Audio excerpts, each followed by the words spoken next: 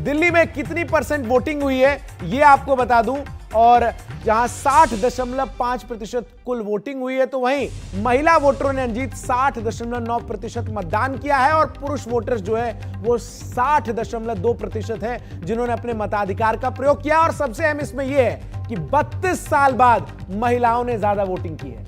यह अपने आप में बड़ा मामला है, और क्या उनकी वोटिंग के बाद समीकरण बदल सकता है? इसी पर बात करने के मेरे 3 अलग अलग सहयोगी मेरे साथ राजीव जुड़ रहे हैं, अतुल मेरे साथ जुड़ रहे हैं, और साथ ही मेरे सहयोगी रवीश भी जुड़ रहे हैं। रवीश, पहला सवाल आपसे ही, आंकड़े हम दिखा रहे हैं, कह रहे हैं भाई महिलाओं ने वोट ज्यादा कर दिया, तो क्या महिलाओं ने अगर वोट ज्यादा कर दिया तो समीकरण बदल जाएगा, या फिर इस बार जागरूकता ज्यादा थी इस बार इसलिए महिलाओं ने ज्यादा वोट किया?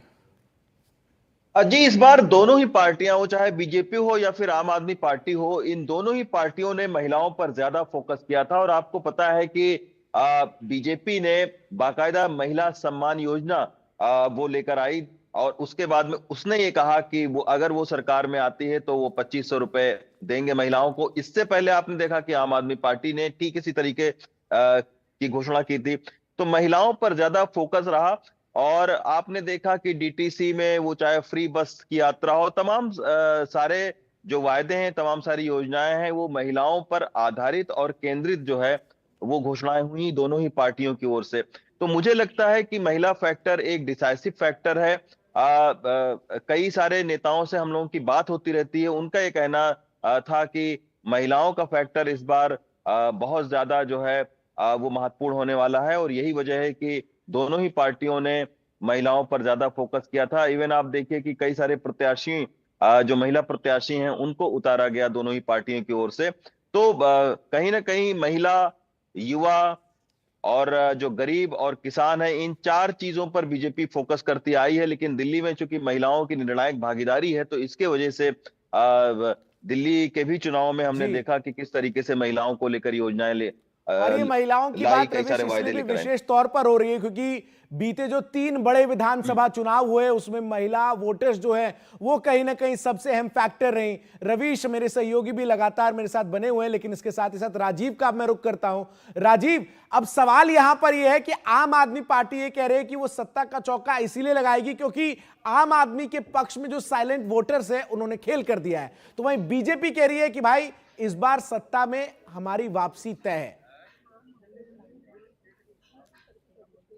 देखिए, बीजेपी के दावे अपनी जगह है, लेकिन जो आम आदमी पार्टी का ये कहना है कि जो कई सारे जो सर्वे आए हैं और उसका अगर परसेंटेज अगर देखें तो उस हिसाब से बहुत साफ तौर पर क्लियर पिक्चर नहीं निकल के आती है। अगर 1% का भी अगर मार्जिन रह जाता है तो 1% यानी 5%।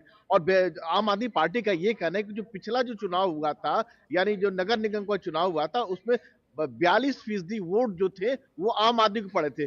42% वो वोट है जो कमिटेड जो आम आदमी पार्टी का वोटर है। और आम आदमी पार्टी का यह भी कहना है कि जो जो उसने फ्री की योजनाएं चलाई थी, चाहे महिलाओं की बात हो रही थी तो बस में महिलाएं यहाँ फ्री में यात्रा कर सकती है, पानी, बिजली, और सबसे बड़ी बात है कि आम आदमी पार्टी का ये कहना है कि अरविंद केजरीवाल ने जो कुछ कहा है अब तक उसको पूरा किया है, गारंटी योजना को पूरा किया है। तो उनका ये कहना है कि लोगों का यकीन जो है आम आदमी पार्टी पर कहीं ज्यादा है। लेकिन आपको यह भी ध्यान देना होगा कि दिल्ली के अगर वोटर की बात करें तो 12 से 15% जो वोटर है वो एक कह सकते हैं कि फ्लक्चुएट करते हैं। वो लोकसभा चुनाव में बीजेपी को वोट देते हैं, वही जब दिल्ली की जब बारी आती है तो आम आदमी पार्टी को वोट देते हैं। और जितने भी सर्वे आए, एक और आपको बात बताएं, उसमें को पूछा गया था कि आपको मुख्यमंत्री का चेहरा कौन होगा, तो 48% लोगों का कहना ये था कि अरविंद केजरीवाल होंगे। तो अगर 48% लोग अरविंद केजरीवाल को पसंद कर रहे हैं तो उनकी पार्टी को क्यों नहीं पसंद करेंगे? ये सब कुछ जो है, हालांकि अभी सुबह के 6 बजे है, तो जैसे जैसे दिन चढ़ेगा चीजें और ज्यादा क्लियर होती चली जाएगी।